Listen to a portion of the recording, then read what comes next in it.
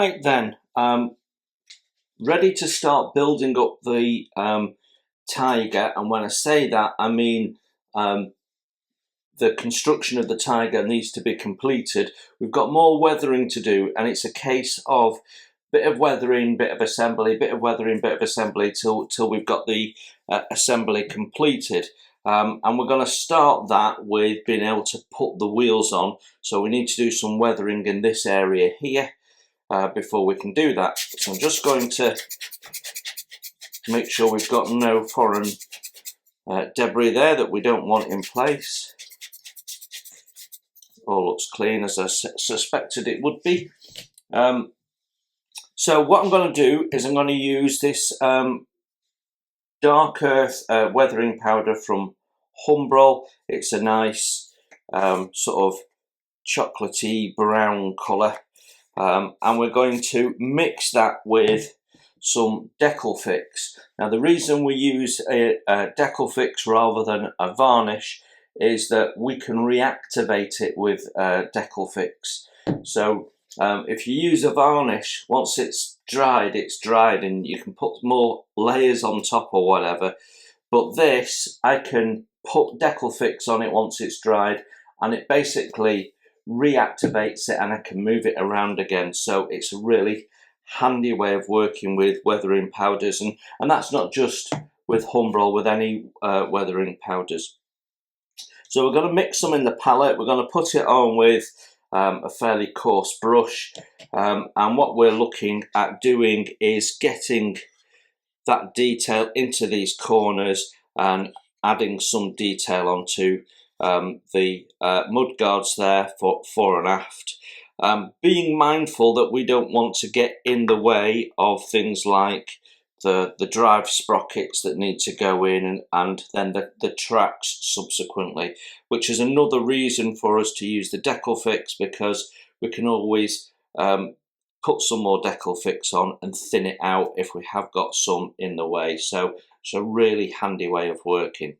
So without more of ado, let's get cracking. So we're gonna get some powder and put that in our palette for first off. I found these stirring sticks, I think the Tamiya ones, with the little spoon end, really quite helpful for working with weathering powders.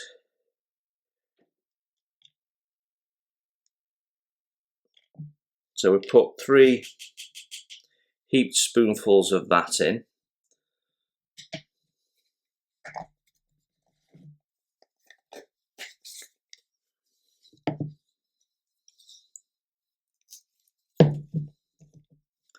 And then using a pipette we can manage how much decal fix we're putting in. So I think I just put 4 in.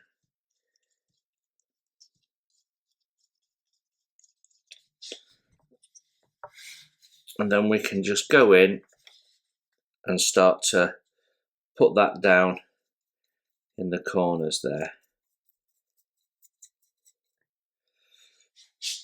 Now there will be some texturing in here, and that's fine.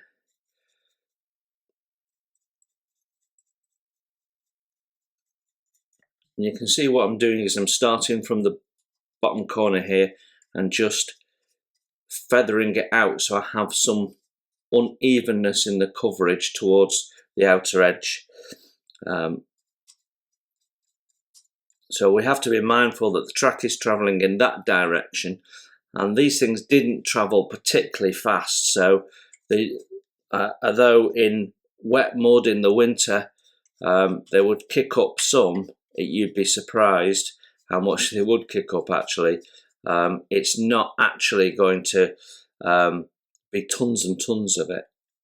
So make sure we've got into all the edges there.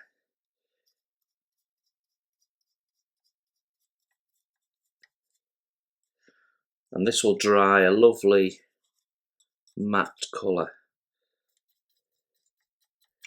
And then I'm just going to stipple it with the brush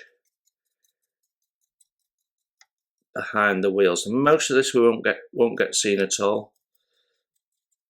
Again, that's fine. and we can then use it to add some effects to the back end of the vehicle. So I'm just going to wipe, and effectively using the dry brushing technique. Oh, base of my stand came off. Using the dry brushing technique, we can just flip along the bottom edge there, and that'll give us a little bit of collection just along that edge there, where we might suspect it might get a little bit muddy, particularly underneath that towing hook area there. Okay, you can see that. That's adding quite a nice little effect there. So it's just a matter of going around now and dabbing some more on in places, and that'll give us a little bit of texture. It'll be hard to see most of this, so I'm not too worried about it, but I do want it to be visible in between the gaps on the wheels and things and what have you. So that, I think, will do for that side. So I'm going to go and do the other side. Right, so I've finished painting that in the areas where I want it, and the next thing I want to do is a little bit of splashing with it just to key it in. So I'm adding a fair bit more of the decal fix. Let me just wipe that mess up.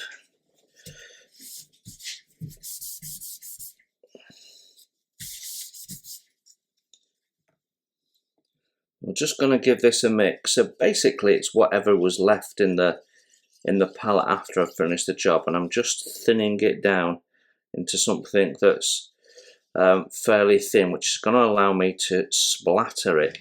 So if you think of the consistency of a pre-manufactured wash, we're sort of there. I'm going to dip my toothbrush in it. Just give it a tap, get the excess off. And then using a cocktail stick, I'm going to do some splashing.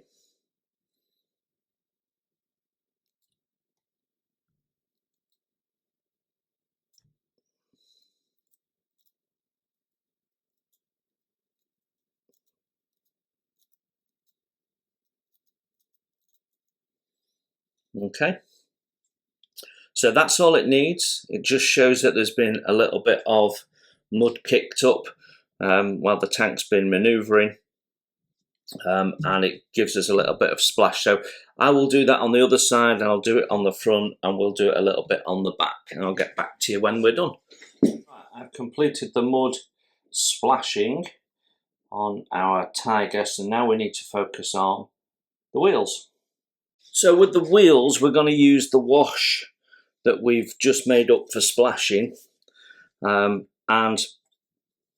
we're just going to go over them and let it settle as it wants to, and that will give us a nice genuine look that keys it in with what we've already done. Don't want too much on the brush. I'm actually unloading this a little bit, and we'll just dapple it on and let it soak in where it wants. It doesn't matter about how even it is, it all adds to the effect, and we can go in and add more or take away as we see fit. So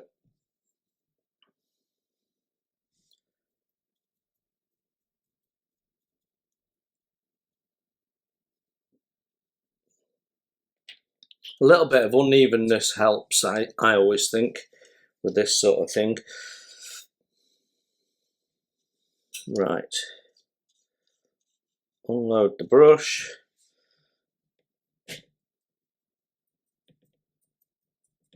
I'm just putting a little bit on and then dabbing it round.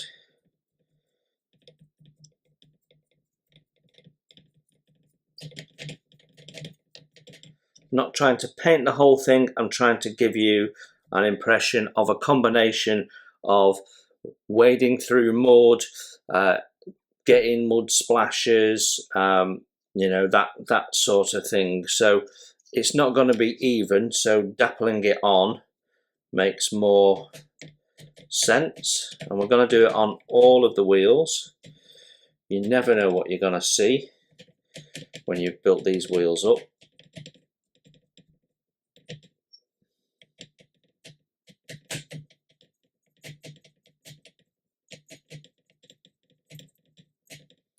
Dries fairly quickly, so we do need to work with a little bit of haste.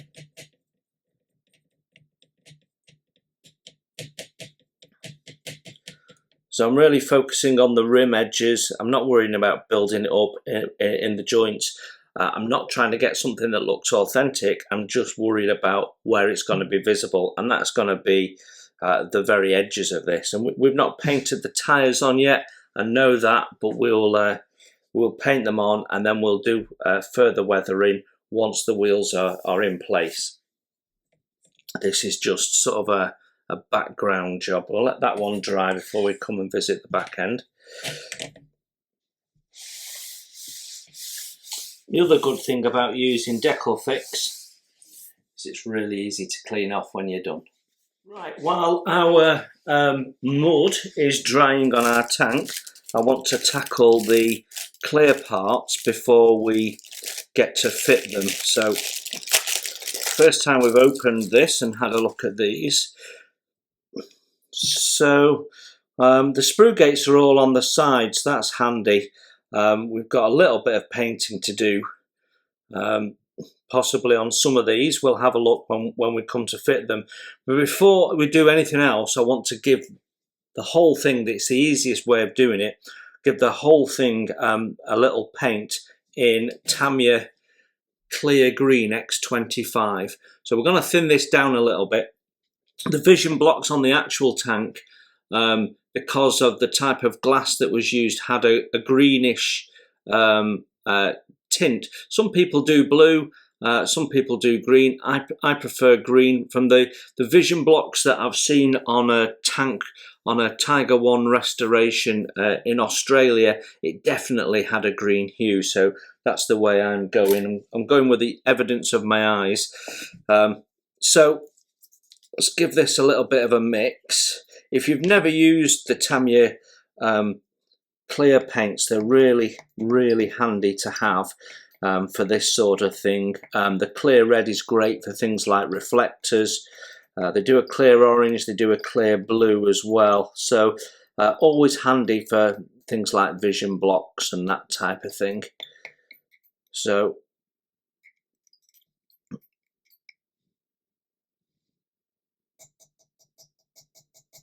there you go, we're not going to need too much.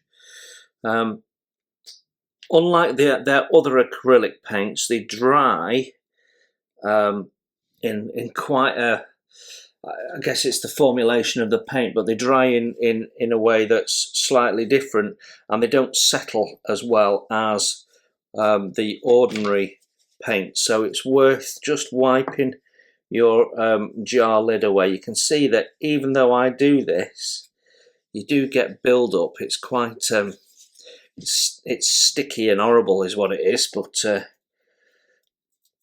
and I have had issues. I think it was the red one I had issues. It dried hard, and there was no way that top was coming off, and I ended up chucking it away after several attempts. Right, we can thin this though with our usual Tamiya thinner, the X20A. I have the large containers of it, and I decant into the small jars that they sell, and I keep one for metallics and one for non-metallics. It's just a good way of working. So I've put a couple of drops in, so it's about 50-50 that, but I don't know as yet that that's the mix that I'm looking for. We'll use this number 2 brush to mix it and apply it. Now we don't want it too thick because we don't want it too dark, so it's the thinning process that's going to get our colour hue right, and for me that's a bit thick, so we're going to add a little bit more. and you just thin it until you've got the opacity that you want.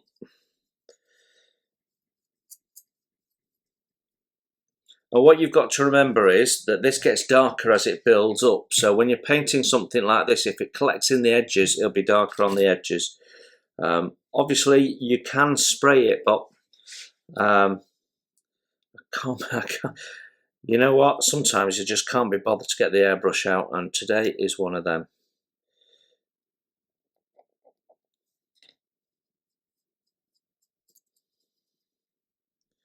There we go. So just going to put it on in all the areas where we know we've got vision blocks now. Generally, I tend to paint the inside. I didn't then, but then I reminded myself.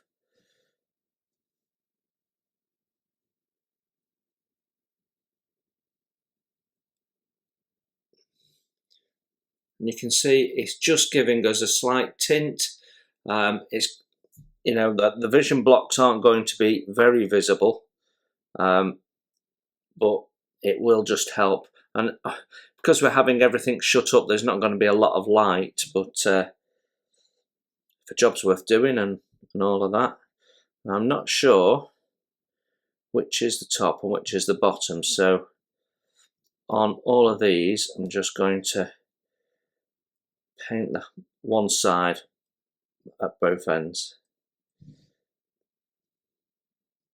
Okay, I am happy that that is done, so we'll just leave that to dry. So we have a lot of wheels that we've got to cut out. All of them have 4 sprue gates, and that means there's a lot of cleanup to do. Now we can cut these off individually and then go around with an emery board. It'll take a little bit of time, but you know, that's how most people would do it. I'm actually going to use my lathe because it's just a real quick way of doing it. Cut the nubs down as narrow as possible. I've got the wheel mounted in a chuck. The chuck is supposed to go in this end piece, really, but with the chuck in my clamp here, I can use a combination of a file as a roughing tool and then my emery board to get it nice and smooth.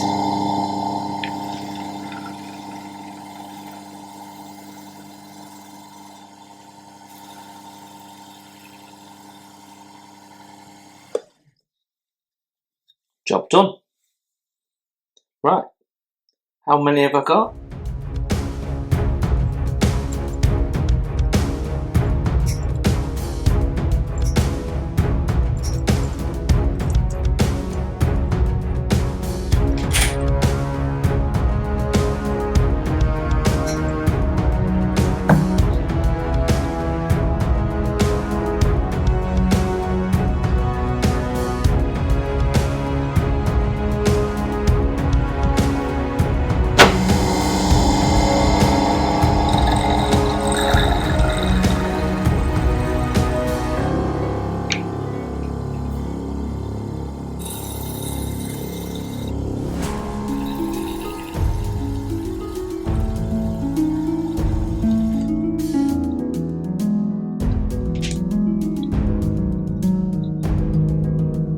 I think that is definitely a quicker way of doing it.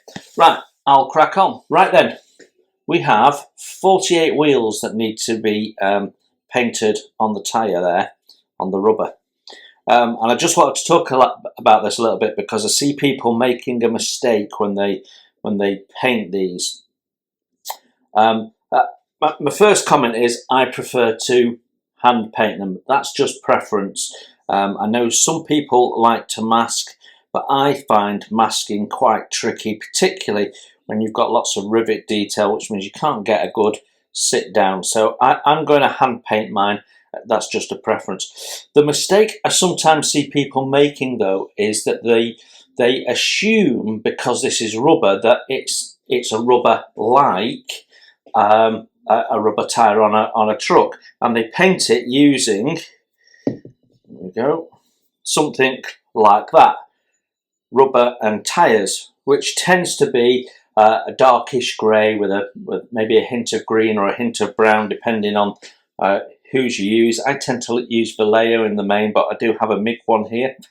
But actually on these tyres, these are hard rubber tyres, they're not pneumatic. They've got metal rods inside them. If you see them on burnt out tanks, you can see the little metal hoops. I think there's 3, possibly 4, but I think it's 3 metal hoops in each one of these. So it's a solid tyre, and the solid tyres, certainly when they're new, tend to be more of a satin black than a rubber black. They are a proper black colour and they have a shine to them. So I'll be painting all of mine in a satin black, then we'll do some further weathering which will change that up a little bit and make things a bit different. But my tip is, if you're doing tyres, hard tyres on tank wheels, return rollers especially, then satin black is usually a closer match to the original than using a tyre black, which will give you completely the wrong colour in all fairness. So it's quite a hard rubber compound they use on a solid tyre. So we'll be painting these satin black.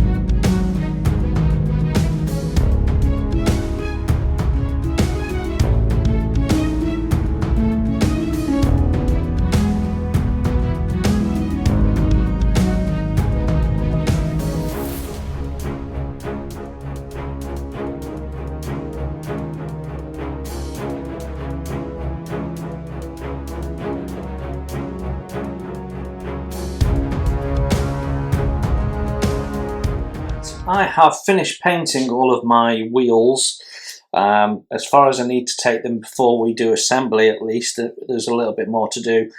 Before we can put the wheels on, however, need to do a little bit more with this. So we put on dark earth previously as a Humbrol weathering powder mixed with some decal fix. What I want to do now is I want to put a lighter colour in. And we're going to put in MIG earth, and I have massively thinned it. It's been very heavily thinned. I mean, I haven't used a ratio, but I would guess it's about 80% thinner probably. And what I want to do is just give a little bit of attention to inside here. Most of this isn't going to get seen, but I just want to highlight some more details and let some things just pop out a little bit. So I'm going to do a combination of heavy and splashing. So just give it a bit of an agitate, get it. I'm thinning with water because I don't have the right thinner, so there we go. You can see how thin that is. It's just really, when it dries, it's just really going to leave a witness. So we'll collect it in the corners.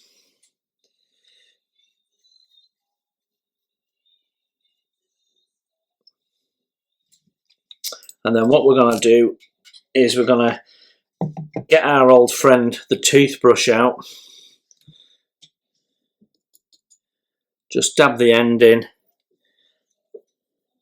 I'm going to do some flicking with our brush here, toothpick.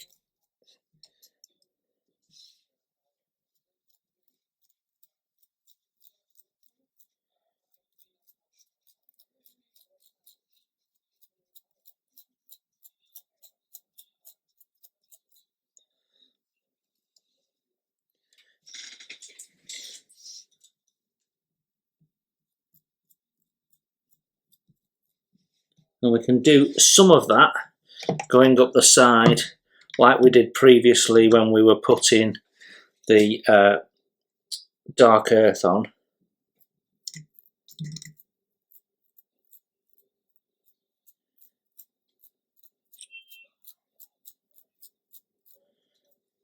Okay, and then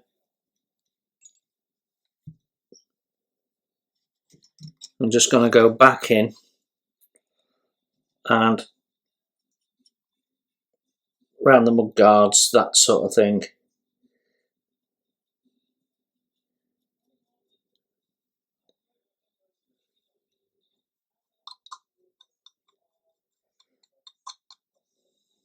Like I say, most of this won't be seen, but it does give us a feel that something's been on the move, doesn't it?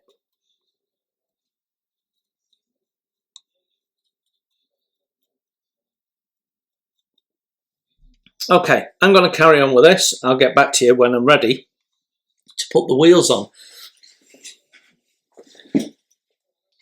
Right, we've finished doing what I wanted to do on the tank, so we're now ready to assemble some wheels.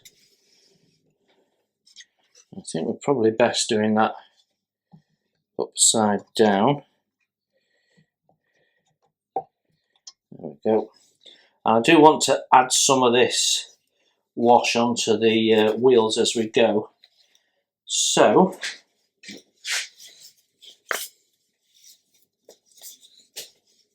that's actually taken us back to step 4 in the build of this tank. So what I've done is I've already sandwiched together those that needed making into a close double. So I'm going to mess around and do some dry fitting and work out how that's best going to start with. They seem to be held in place by little plastic rings, so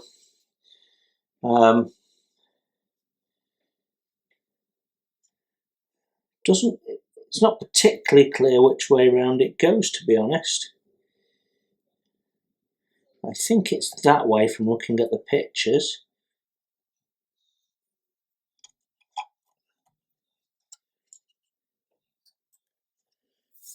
Okay, then we have an idler wheel, but we're not going to put that on just yet because we need to get the tracks on, which I'm not looking forward to doing.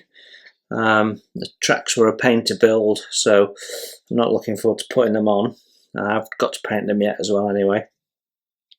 Right, so these then should glue over there like that, and then we've got some others that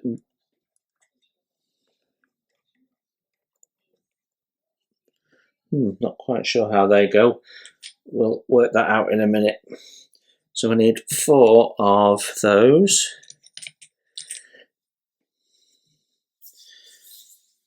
Okay, so what I want to do before I put these on, which overlap, is I just want to put a little bit of dust, well, earth, isn't it, not dust,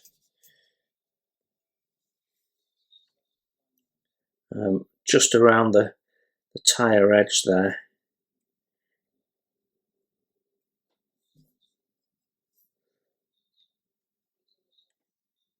Looks quite dramatic when you put it on, but it dries nicely.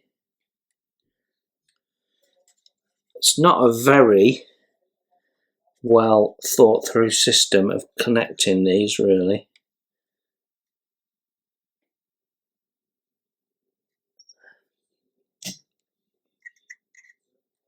But it does work. And as always with these things, once you've done the first one and you've got a way of working, which I now have, it becomes a lot easier. So holding it in place, then we're putting some glue on.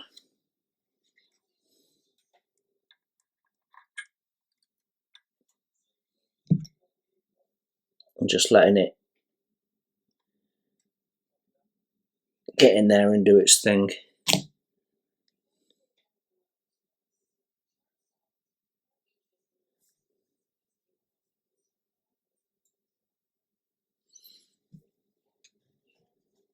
There you can see the difference. So I'll do those and then I'll come back to you in a moment. Right, got these first sets of wheels on. The issue I now have is putting the drive wheel on, and it mounts using those pins into those holes. Trouble is, that turns, and there is no way of looking into this and seeing where it is. So when you put it on and you turn it around, you're actually turning that as well. So you can't possibly line this up. It's impossible to know for sure that you've got it in properly. So you don't know whether it's sitting properly, and that's going to affect your tracks. So it's all very nice that this moves and everything, but it's completely impractical because of the way they've designed it. So I'm going to have to glue that so it doesn't move, so I can then turn that until it clicks into place. It's just another little annoyance of the kit. There's been quite a few really, hasn't there? So I'm going to do that. Let's get that glued in. We'll need a little bit of time for that to dry before we can put our sprocket on. And I think what we'll do is make sure we've got a hole pointing directly down.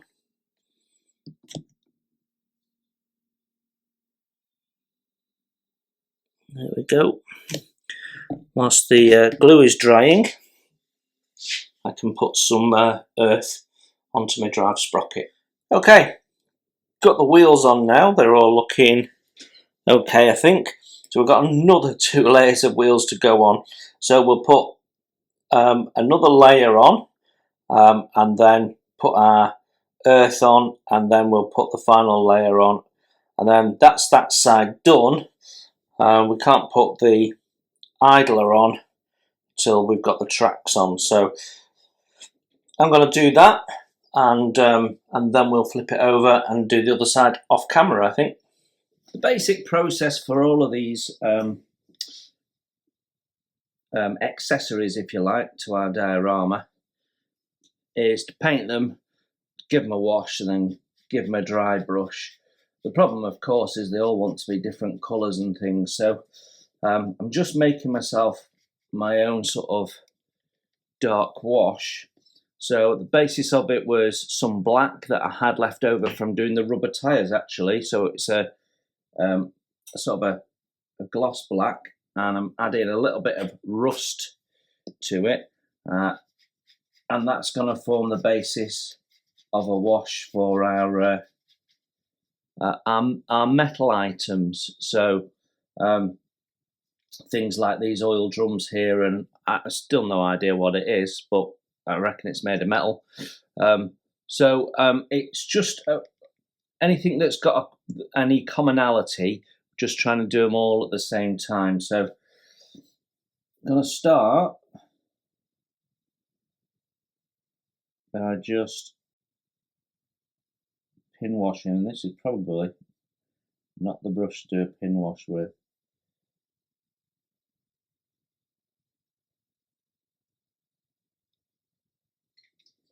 You can see what we're doing is just highlighting the detail, and then we can go and dry brush it, and that'll further highlight it, and it should all look fairly good. And then we can do other things as well, like chipping and that sort of thing.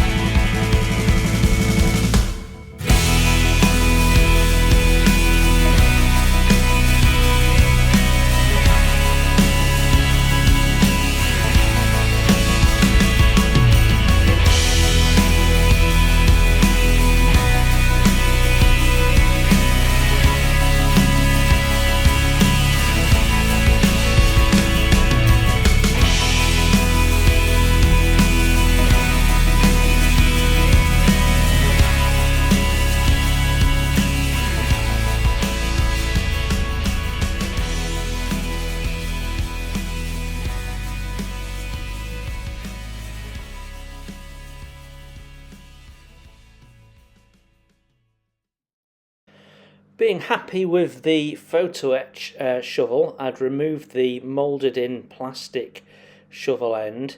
I'd sort of taken it to a point, wasn't quite sure how it would have been. I guess it perhaps was squared off, but anyway, a little blob of medium CA, and I thought the shovel looked alright, and once we give it a coat of paint, I think that looks a fair bit better and accurate than the thick plastic one that was in the kit.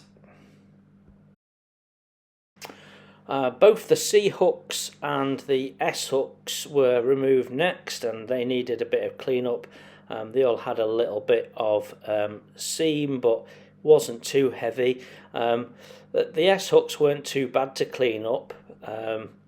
Really, you could get into those quite easily, but the C hooks, because of the little thing in the middle of them, whatever that is, that's quite tricky, and you do need quite a small blade to get in there.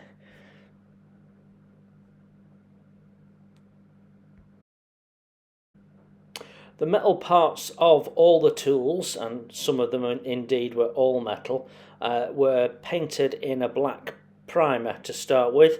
Ultimately, the top coat that was going on was a Vallejo gunmetal colour, and the black just helps the metallics reflect out a little bit better. So that was what we were doing here. So some of these tools were really easy to paint, but probably the most tricky was the hammer. The hammer is absolutely tiny and the handle sticks out the top, so you had to paint around that. So a little bit of concentration needed at this point.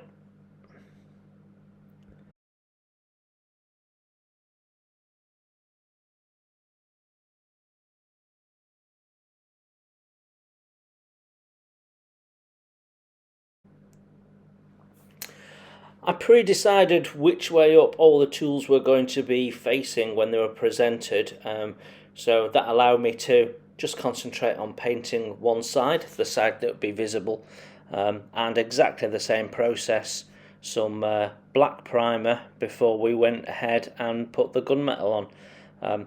One or two of these tools had wooden handles, and a couple of them, or at least the screwdriver on the end, then had to be glued separately into a separate wooden handle. So a little bit of fiddly work. Here I'm painting some highlights on the pack of, I'm not quite sure what it is, a tarpaulin or something that's tied down. So after having painted it and given it a wash, I decided to paint in some darker areas. Here I'm putting the lighter areas in. I did exactly the same with the little roll-up cloth that the guy with the tools has got next to his kit box when it comes to the diorama. Just adds a little bit of definition, and hopefully brings it out a little bit and catches the eye.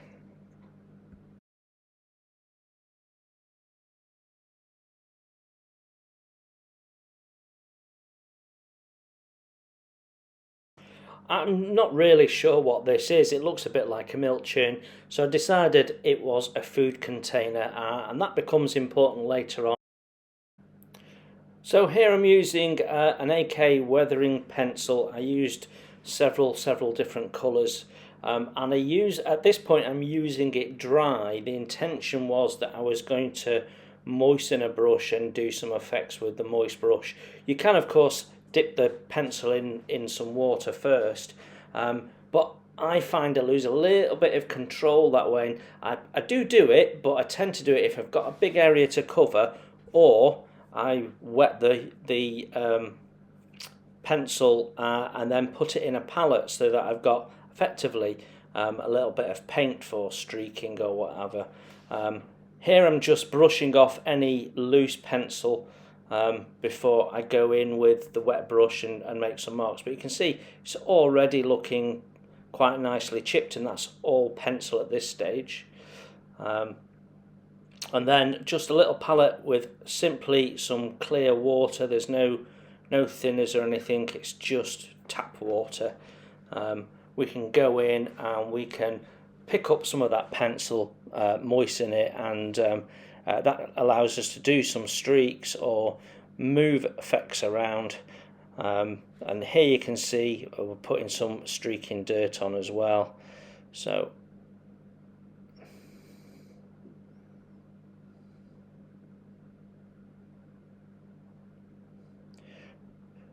anywhere where dirt might have collected, and then we moisten the brush, and basically we can activate that and turn it into an impromptu wash. It was probably aluminium, but I decided that the handles and the little fasteners on each side were probably steel, and therefore I did decide to put a little bit of rust on, and I ended up putting a couple of rust spots on, even though it probably wasn't a steel container. But who knows? I don't know what it is, so I've no idea what it was really made of.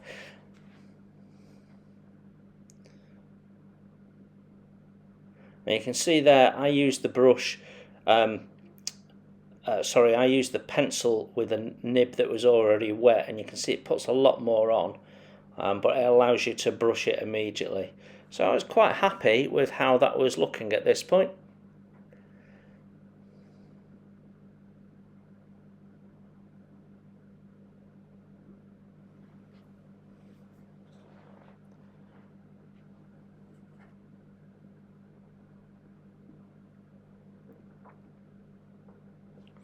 And then the finishing touch was a little bit of pencil, just to metallize the latches and anywhere that might have come into contact with hands. So the handles, I did a little bit around the rim. I can imagine the top being taken off and put on the floor while they're ladling out soup or whatever is in there. So that was the thought process. So quite an involved little bit of painting for something that's going to be at the back and just glanced at. Did the same process with the toolboxes, and metallizing the toolboxes really brought them to life. Now there is some moulded on nuts and washers in one of the shelves, and we went over them with a pencil to highlight them as well. So the whole thing was looking fairly metallic and a bit oily and greasy, which was exactly what we were looking for. But once we'd finished with the pencil, we moved on and got the weathering pencils out as well.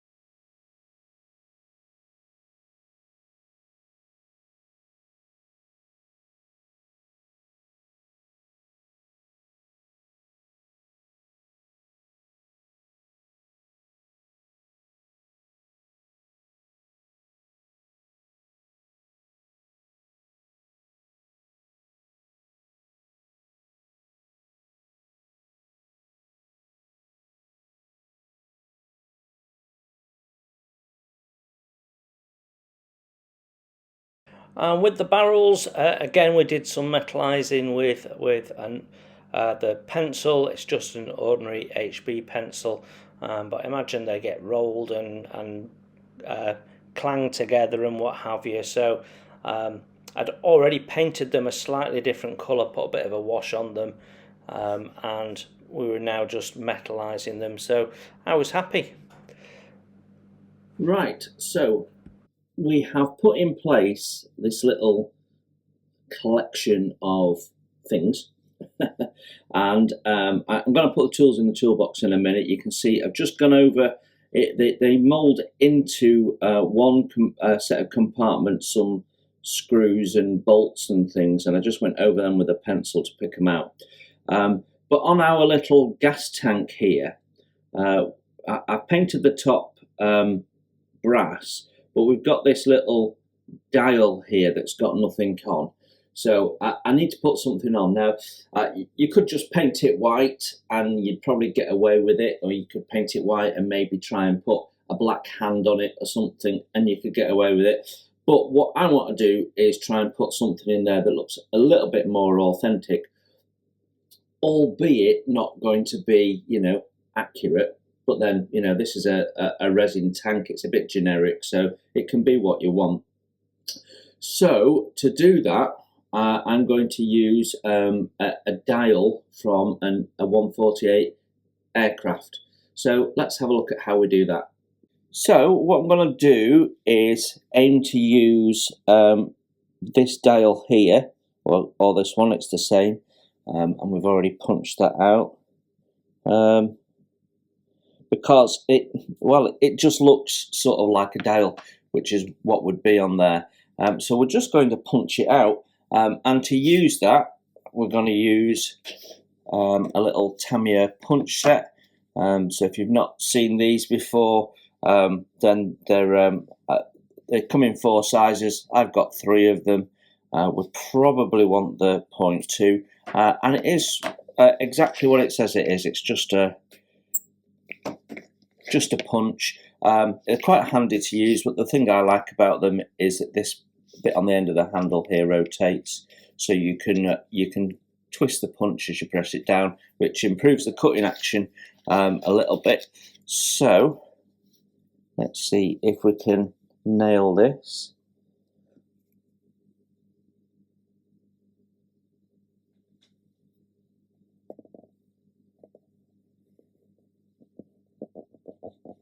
So I'm just going to push down and twist at the same time. Just realised I'm doing this on my cutting mat and I should be doing it on a hard surface, but we have done it anyway. So just need to push that through.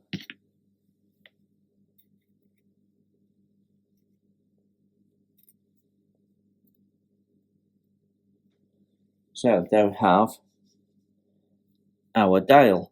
So let's get it soaking and then we can put it on.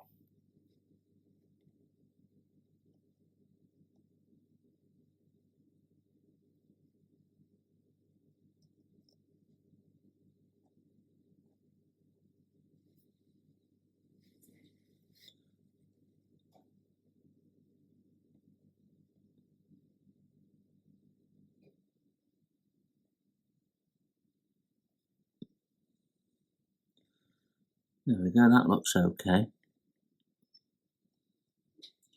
So we'll let that dry and then we'll put a little dab of looks like glass on it, and that should look spot on. Happy with that.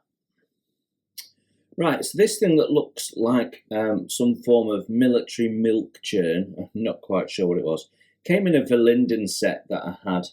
And in the set you got a load of dry rub transfers, and I have one here. I think it's a bit bright on the camera. See if we can focus it. Come on.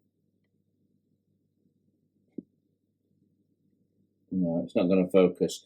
Anyway, I believe, according to Google Translate, so if I'm wrong, it's their fault, it says food tank in German. So I'm going to try and rub that on. So let's have a go. Try and use a Tamiya cotton swab for this. See if we can get the lighting right. Because they are really quite hard. They're quite tightly woven, the Tamiya ones. Right. You guys on camera are exactly where my arm wants to be. Just letting you know that you're in the way. I really should have done this before I glued it on the base. No, I'm gonna have to do it off camera. I can't get in there like that. Right, I'll show you what it's like. Right. When I want to put some tools in and around this area, and these are really quite small tools.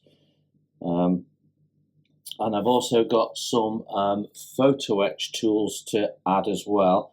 And sticking these in with glue is problematic with normal wet glue, because what happens is that the glue invariably has more volume than the actual part, so you end up with quite a bit of glue, so it can be a problem. To get around that, I'm going to use a product called Tacky Wax. It's from, as you can see, Deluxe Materials.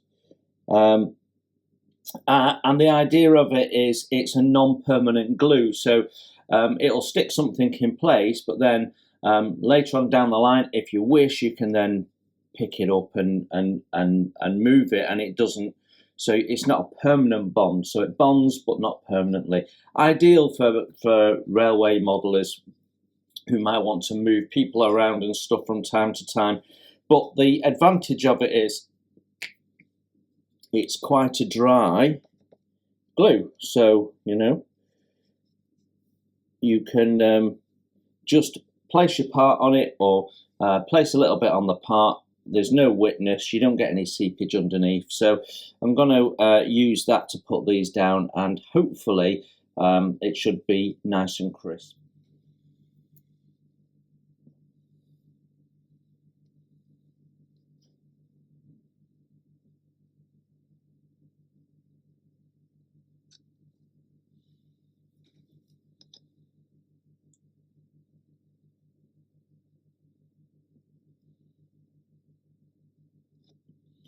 There we go. So I've got tacky wax on 2 places on that, and you can see none of it. So perfect.